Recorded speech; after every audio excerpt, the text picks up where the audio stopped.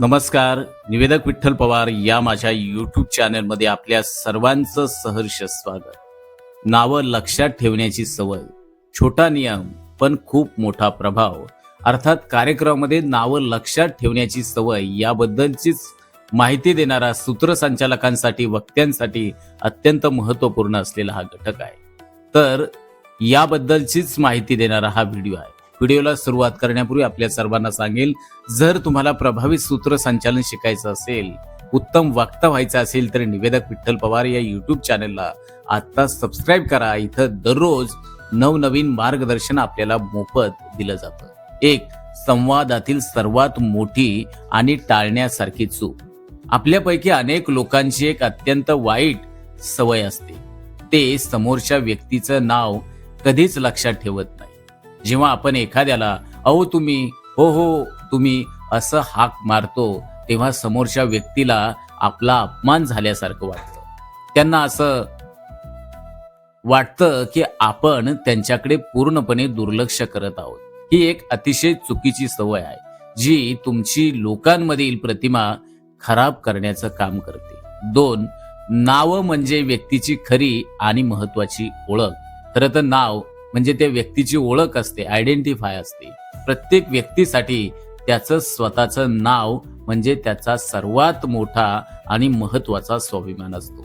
जेव्हा तुम्ही एखाद्याला त्याच्या नावानं हाक मारता, तेव्हा त्या व्यक्तीच्या मनात तुमच्याबद्दल आदर आणि आपुलकी निर्माण होत असते.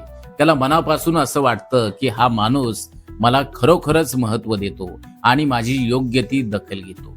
तीन, मानवी स्वभावाचा अत्यंत महत्वाचा नियम. माणसाच्या मनाचा एक सोपा पण प्रभावी नियम आहे.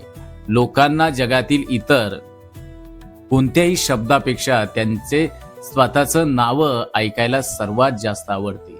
संवादात नावाचा वापर केल्यास दोन व्यक्तींमध्ये अगदी कमीत वेळेत एक घट्ट नातं तयार होत असतं. यामुळे परस्परांवरील विश्वास प्रचंड वाढतो आणि तुमचा संवाद अगदी नैसर्गिक आणि मोकळा होत असतो.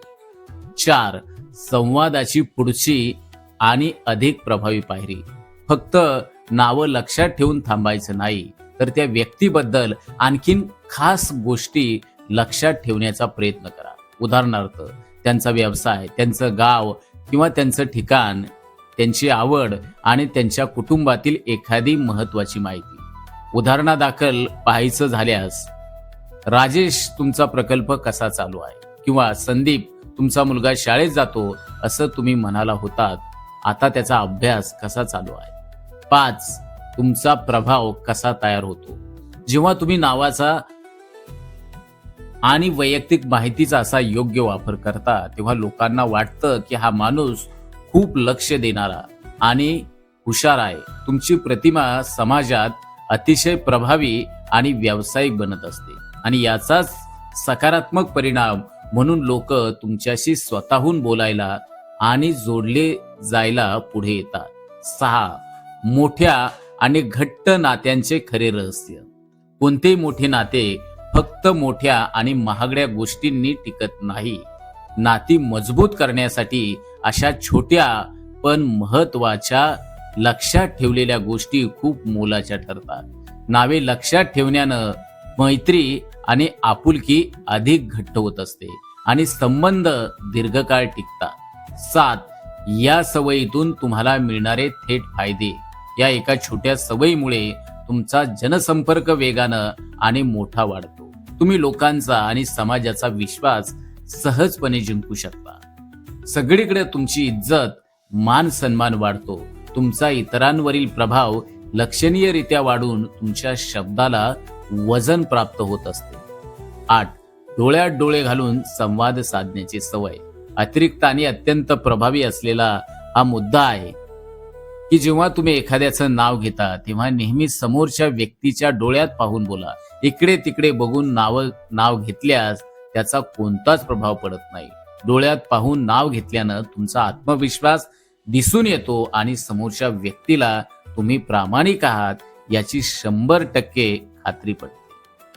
9, प्रत्यक्ष अंमलात आणण्यासाठी काही खास आणि सोपे उपाय. माझ्याकडून तुम्हाला हे कौशल्य वाढवण्यासाठी काही अत्यंत सोप्या आणि व्यावहारिक कल्पना देत आहे. पहिला उपाय पुनरावृत्ती.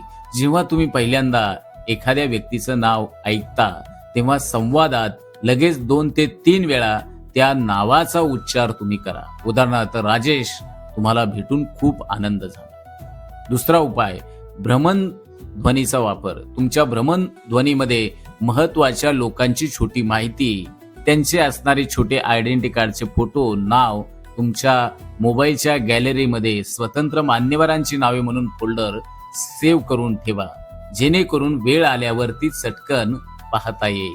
तिसरा उपाय त्या व्यक्तीचा चित्राशी काही जोडण्याचा संबंध. अशी देखील एक पद्धत आहे नावं लक्षात ठेवण्याची. नावाशी एखादं चित्र किंवा एखादी आठवण जोडा. उदाहरणार्थ जर एखाद्याचं नाव संदीप असेल तर